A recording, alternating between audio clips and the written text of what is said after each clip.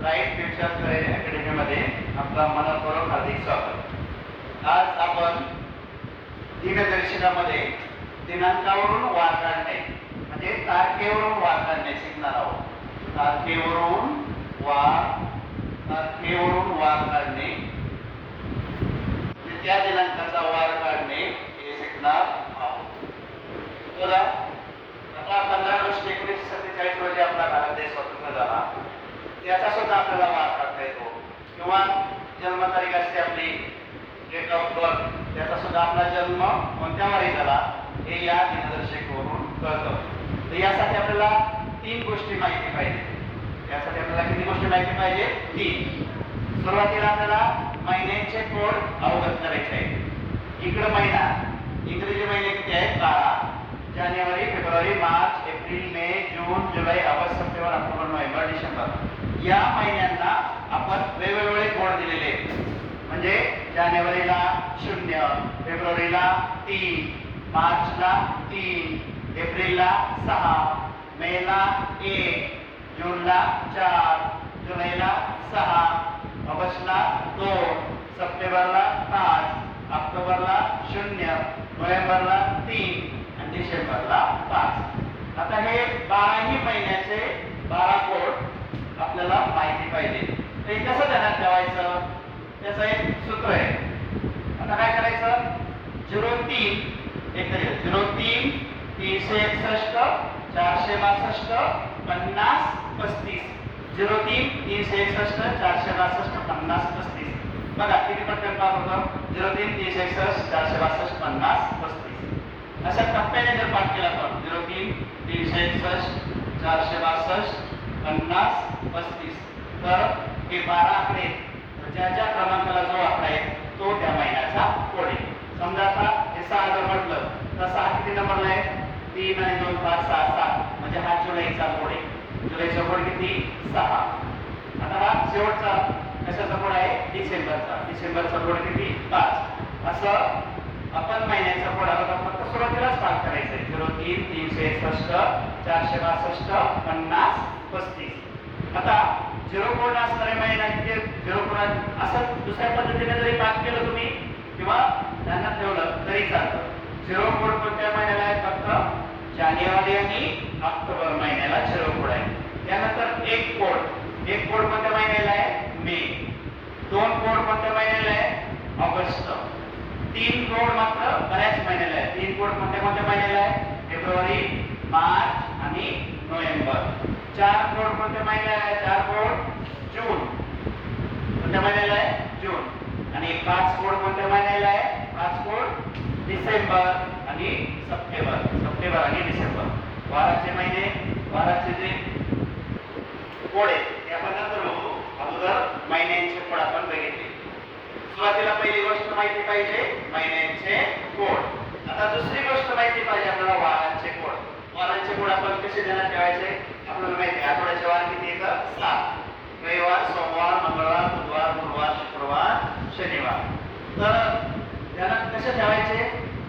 आता आपल्याला सुट्टी कोणत्या दिवशी असते? रविवारी। कोणत्या दिवशी असते? रविवारी।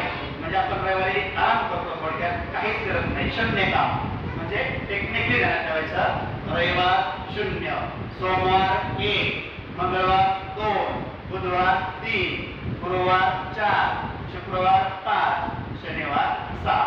म्हणजे 7ही वारांचे कोड आपल्याला ध्यानात ठेवायचे। रविवारपासून सुरुवात करायची, शनिवारी एंड करायचा। चला, महिन्यांचे कोड माहिती झाले, वारांचे कोड माहिती झाले। आता शेवटचा तिसरा टप्पा, तिसरे कोड लक्षात ठेवायचा आपल्याला, वर्षाचे कोड। 1600 ते 1700, 1601 ते 1700 यांच्या दरम्यान किती कोड आहे? 0। 1701 ते 1800 यांना किती कोड आहे? 2। 1801 ते 1900 याला किती कोड आहे? 4। 1901 ते 2000 याला कोड किती आहे? 0। आणि 2001 ते 2100 याला कोड किती आहे? 6। तुम्हाला फक्त 2च कोड लक्षात ठेवायचे खालचे। 1901 ते 2000 हा 0 कोड आहे आणि 2001 ते 2100 हा 6 कोड आहे। हे 2च कोड ध्यानात ठेवायचे। बाकीचे जेवढे काही प्रश्न येत नाही आले तरी लक्षात ठेवले तर चांगलीच गोष्ट आहे, पण जास्तीत जास्त हे 2 कोड लक्षात ठेवायचे। 1901 ते 2000 ला शून्य कोड आणि 2001 ते 2100 ला 6 कोड. चला, महिन्याचे कोड माहिती झाले, वारांचे कोड माहिती झाले, वर्षाचे कोड माहिती झाले. आता आपण प्रत्यक्ष एक उदाहरण बघूया. आता एक उदाहरण इथं, गौरीचा जन्म 26 फेब्रुवारी 2016 रोजी झाला. गौरीचा जन्म 26 फेब्रुवारी 2016 रोजी झाला.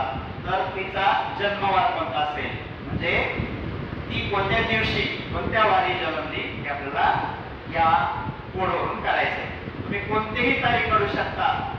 अगदी छत्रपती शिवाजी महाराजांचा जन्म आपल्याला माहिती आहे 19 फेब्रुवारी 1630, त्याची सुद्धा तुम्ही वार काढू शकता. भारत स्वतंत्र झाला त्याचे वार काढू शकता. अगदी कोणत्याही तुम्ही तारखेचा वार या पद्धतीने काढू शकता. चला आता बघूया आपण. गौरीचा जन्म 26 फेब्रुवारी 2016 रोजी झाला. तर तिचा जन्मवार कोणता? तर या तिन्हीचा आधार घेऊन आपल्याला तिचा जन्मवार काढता येईल. त्याच्यासाठी आपल्याला 5 पायऱ्या करून जावं लागतं. पहिली पायरी, तिची जी तारीख आलेली तारीख, ती तारीख जशीच्या तशी घ्यायची. जन्मतारीख जशीच्या तशी घ्यायची. आता गौरीची जन्मतारीख किती आहे? 26. ती जशीच्या तशी घ्यायची. ही झाली पहिली पायरी. दुसरी पायरी काय आहे? गौरीची जन्मतारीख 26 घेतली. तिचा जन्म कोणत्या महिन्यात झाला? फेब्रुवारी. कोणत्या महिन्यात झाला? फेब्रुवारी. मग फेब्रुवारी महिन्याचा कोड म्हणजे दुसरी पायरी जी ती आहे महिन्याचा कोड. महिन्याचा कोड. तिचा जन्म फेब्रुवारी मध्ये झाला. फेब्रुवारीचा कोड आहे 3. फेब्रुवारीचा कोड आहे 3. चला इथे लिहूया 3. प्लस करायचे आहे नंतर त्यांची बेरीज. तिसरी पायरी आहे.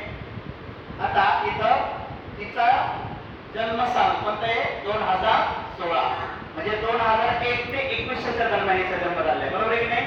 2001 ते 21 या दरम्यान हिचा जन्म झालाय. म्हणजे 2016 कोणत्या वर्षाच्या कोड मध्ये बसल? शेवटच्या लास्ट वाल्या. हा पहिला, हा दुसरा, हा तिसरा, हा चौथा आणि हा 5वा. 5व्या कोड मध्ये तिचं बसतं. 5व्या मध्ये 2001 ते 21. कोणता कोड आहे? 6. म्हणजे तिचा जन्म 2016 मध्ये झाला. म्हणून वर्षाचा कोड लिहायचा. वर्षाचा कोड. वर्षाचा कोड किती आहे तिचा? किती वर्षाचा कोड? 6. चला चौथी पायरी. चौथी पायरी कशी घ्यायची? हे जे 16 वर्ष तिचं 16व्या वर्षी 2016 ते 16 जसेच्या तसं घ्यायचं. म्हणजे वर्ष कसं घ्यायचं? वर्ष पूर्ण. कसं घ्यायचं? पूर्ण. या पूर्ण 16. आणि आता शेवटची लास्ट स्टेप, जे जन्मवर्ष आहे 16. मग 16 असेल. आता माझा जन्म 19 झाला. 19 असेल, 30 असेल, 32 असेल, जे काय असेल त्याला कितीने भागायचं? 4ने भागायचं. आणि 4ने भागल्यानंतर जो भागा करेल तो इथं शेवटी लिहायचा. आता इथं जन्मवर्ष किती आहे? 16. 16ला जर 4ने भागलं, 16ला जर 4ने भागलं तर 4चा पारा 16 झाला. 4 1 4 4 9 4 12 4 4 16. म्हणजे 4 4 16. बाकी आली 0. भागाकार किती आला? 4. भागाकार किती आला? 4. त्याच्या वर्ष जन्मवर्षाला 4ने भागायचं. कंपल्शन 4ने भागायचं शेवटच्या स्टेपला. चला वर्षाला 4ने भागून येणारा, वर्षाला 4ने भागून येणारा भागाकार किती आला? येणारा भागाकार किती आला? 4. किती आला? 4. चला पहिली स्टेप काय आहे? तिचं जन्मतारीख जसे तशी घ्यायची. दुसरं स्टेप काय आहे? तिचं जे जन्म महिना आहे त्याचा काय घेतला? कोड. तिसरा 2016 वर्षाचा कोड घेतला. 2001 ते 21 याच्या दरम्यान 2016 येतो म्हणून 2016चा कोड घेतला. वर्षाचा कोड किती घेतला? 6. चौथी स्टेप काय? हे जे वर्ष आहे पूर्ण वर्ष घ्यायचं. किती घ्यायचं? 16. आणि लास्ट स्टेप अशी आहे, जे जन्मवर्ष असेल त्याला 4ने भागायचं. मग 4 4 16. किती भागाकार आला? 4. आता या पूर्ण 5 स्टेपची आपल्याला काय करायची? बेरीज. 4 6 10. 10 6 16. 16 3 19. 19 6 25. 25 ला 5. 4 2. चला 2 2 4 आणि 5. या सर्वांची बेरीज झाली किती आली 55. किती किती झाली 55. आपण आता उत्तरापर्यंत पोहोचलेलो आहोत, तिच्या वारापर्यंत पोहोचलेलो आहोत. फक्त आणि फक्त एक स्टेप बाकी आहे. आता पूर्ण याचे 5 स्टेपची डिग्री झाली 55. या 55ला या आलेल्या बेरजेला 7ने भागायचं. 7ने का भागायचं? कारण आठवड्याच्या वार किती येतं 7. आठवड्याच्या वार किती येतं 7. या 7ने भागल्यानंतर बघा 7चा पाडा 55 एक पर्यंत बनायचा. 7 1 7 7 2 14 7 1 20 7 4 28 7 5 35 7 7 49. 7 8 56 जास्त होतील म्हणून 7 7 49. आता 55 मधून 49 गेले. 55 मधून 49 गेले. काल किती राहिले 6. काल किती राहिले 6. म्हणजे बाकी किती आली 6. बाकी किती आली 6. हीच बाकी आपल्याला पकडायची. हेच आपलं उत्तर आहे. बाकी आली 6. मग 6 पंचवाराचा पुढे शनिवार. 6 पंचवाराचा पुढे शनिवार. म्हणून गौरीचा जन्म कोणत्या झाला शनिवारी. कोणत्या जन्म झाला शनिवारी. म्हणून आपण या पद्धतीनं गौरीचा जन्म काढला. तुम्हाला कोणत्याही तारखेचा वार जन्मवार करता येईल.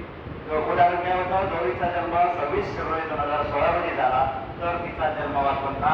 आपण 5 स्टेपला बघितला. सुरुवातीला तिची जन्मतारीख कशी घेतली, नंतर महिन्याचा कोड घेतला 3, नंतर वर्षाचा कोड घेतला 6, नंतर पूर्ण वर्ष घेतलं 16 आणि 16ला 4ने लागलं भागाकार 4 आला. या सर्वांची आपण बेरीज केली 55 आणि 55ला शेवटी 7ने लागलं. 7ने का लागलं आठवड्याच्या वार 7 असतात म्हणून 55ला 7ने लागलं. जी बाकी येते ती बाकी आपल्याला पकडायची. बाकी किती आली 6. 6 पंचवाराचा कोड आहे शनिवारी म्हणून गौरीचा जन्म शनिवारी झाला. धन्यवाद. थँक्यू.